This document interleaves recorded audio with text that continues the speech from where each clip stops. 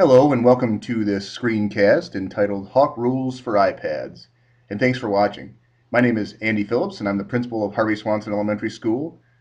We are the lucky recipient of the Whole School Technology Transformation Grant, which is providing us, among other things, one-to-one iPads for our school. Watching this video will entitle your child, should you choose to let him or her take his or her iPad home, starting really soon. There are some other things to do, which are on the website where you found this video, so do those things and your child can begin to take their iPad home, which is something that we'd love them to do and is really part of the spirit of the grant we're participating in. So today our presentation will cover 21st century learning vision. What is our vision here at Harvey Swanson with this new initiative that we're excited about taking part in? How we got the iPads, how we plan to use iPads at school, how we plan to have students use iPads at home should you choose to have your child take their iPad home. The big question, the one I've been getting asked the most ever since we've announced that we were going to get this grant, is what happens if one breaks. So our vision is that Harvey Swanson students will leave, when they leave us in third grade, as productive digital citizens capable of being 21st century learners. Digital citizenship is something we'll cover a little bit later on in our screencast. But basically, it just means that you're doing the right things when you're using the device that you're using. It could be your parent's smartphone, it could be an iPad, a computer, a laptop, a Kindle, a PlayStation. All those things, there are rules that you should be following that make you a digital citizen. It also means things as simple as making sure your device is charged. If your device is charged and it's working properly, you can use it. And a good digital citizen can use their device when it's time to use their device.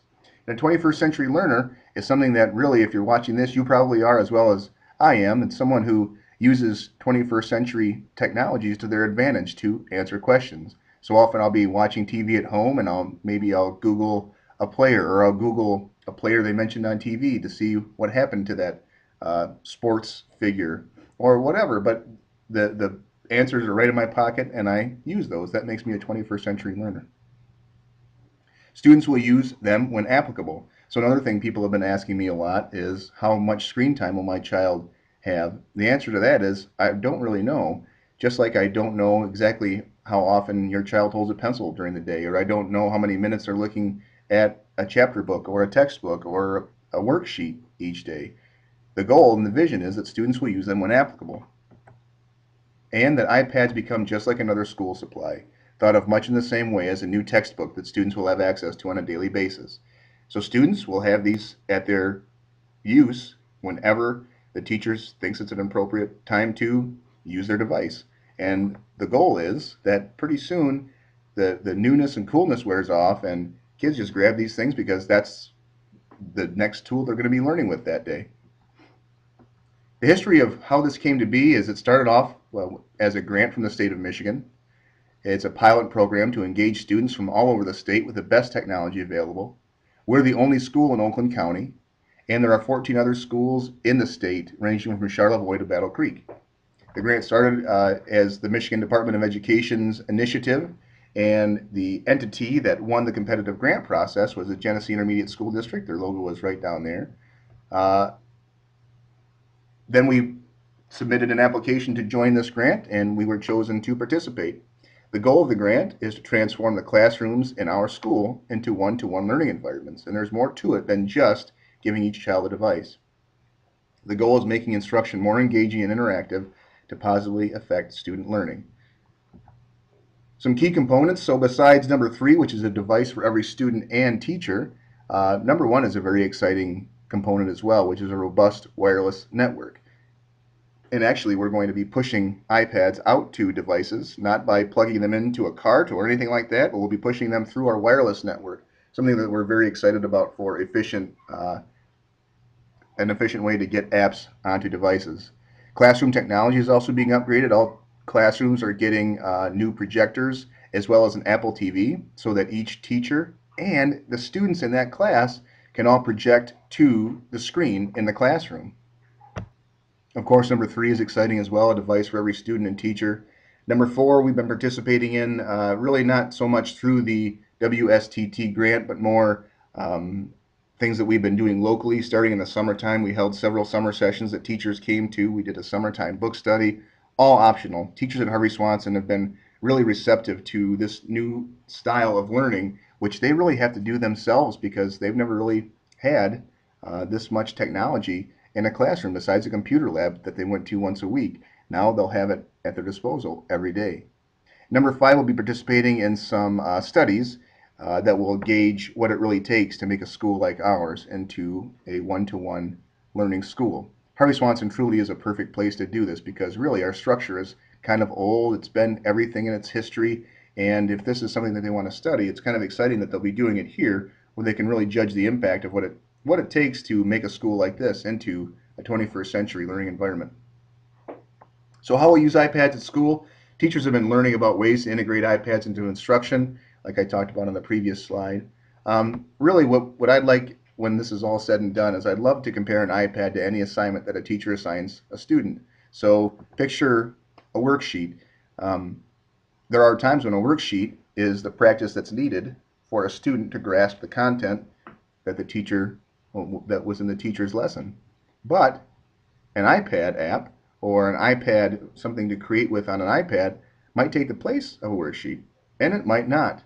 I'll tell you that in my experiences and my observations of teachers in classrooms, I've seen a lot of math workshop going on.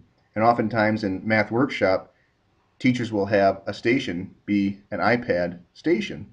And when they can integrate games, including board games and iPad games, flashcard games, as well as worksheets into their instruction, you raise the time on task for students from the end of a worksheet to really there's no end to an app. So I'm really excited about watching kids practice a lot of skills on iPads. It may take the place of a notebook, and it may not.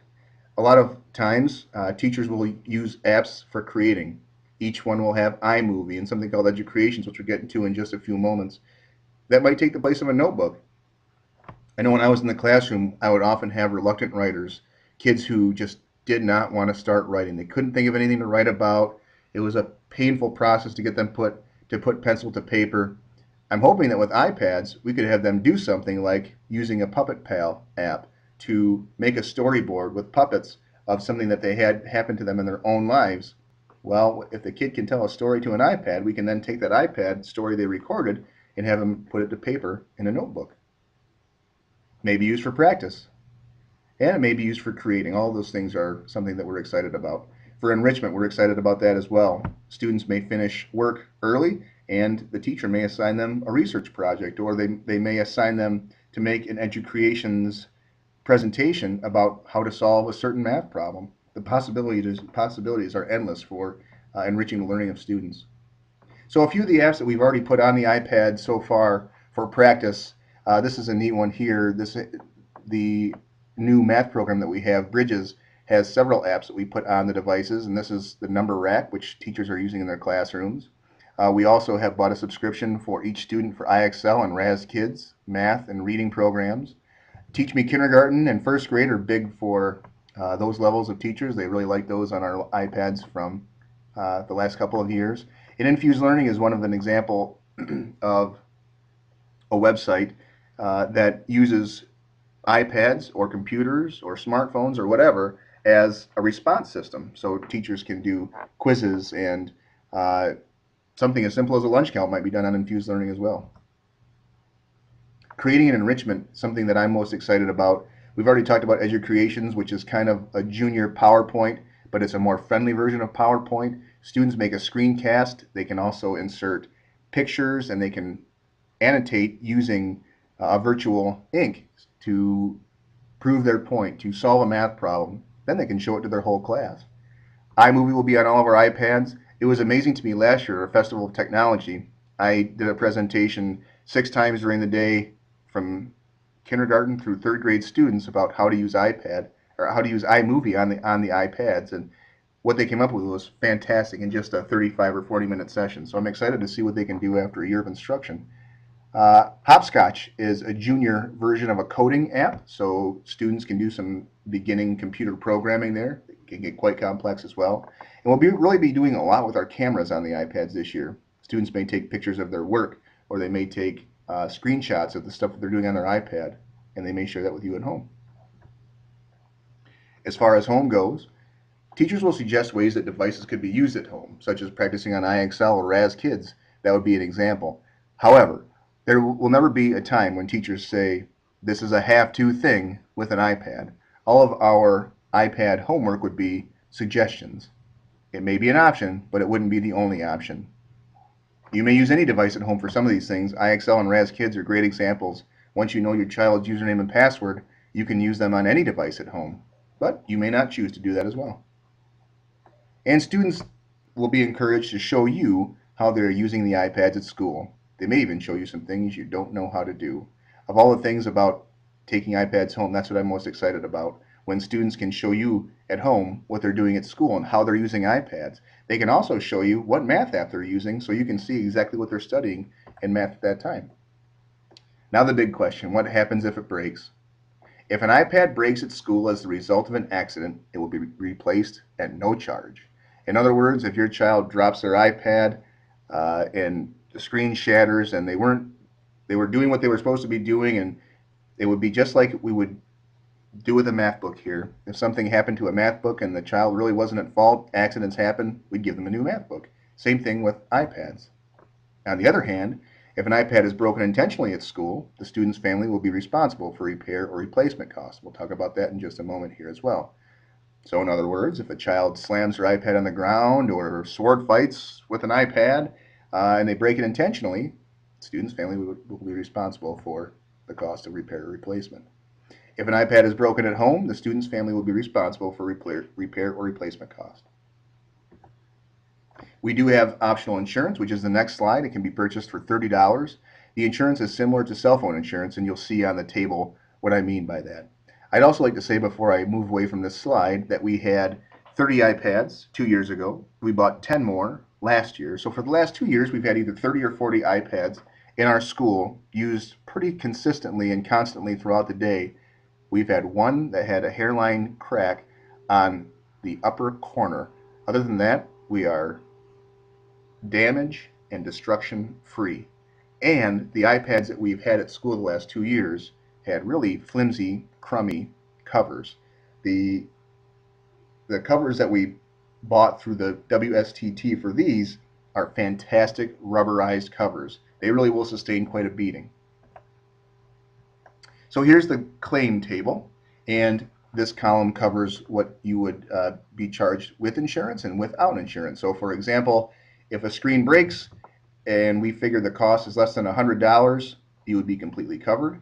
If something happens to the iPad that costs more than $100, with the insurance, you'd be covered for the cost of repairs minus $100. If you choose not to buy the insurance and the screen breaks, you have to pay the full repair or replacement cost. Same thing with lost, destroyed, or stolen iPads. Now to care for the iPads, we'll be sending an iPad handbook. Perhaps we've already sent it by the time you're watching this screencast, and it's full of recommendations for how to care for your iPads. I'd also like to make our website a spot where you can check frequently and tell me when neat things are working for you. Like for example, at our iPad information night, a parent suggested, I'm going to have my kid take their iPad home and they're going to put it in a Ziploc bag every day before they come home, part of their going home routine. I'll put that on the website. Share with me and I can put that on our website, and together we can make this a really great thing. Digital citizenship. So throughout the year, we'll be talking about digital citizenship with students. Like I said, it could be as simple as volume control and carrying an iPad, something as complex as protecting passwords and appropriate research on the internet. I would encourage you to watch this video, which I have linked to our website. There will be consequences for showing poor digital citizenship, starting with a warning, just like a recess issue, then moving into loss of device for varying periods of time, loss of recess, etc. Mr. Larson, who's working as a half-time teacher and half-time as tech integration coach and community outreach liaison, has set up a blog. I would really encourage you to visit it. It tells our story, and it's kind of fun to follow what we've been doing since we've heard the news of getting these iPads. Thanks again for watching this. Any questions, feel free to always contact your teacher or contact me in the office. I hope you're as excited as I am about this great chance for us to be 21st century learners and high-tech hawks here at Harvey Swanson.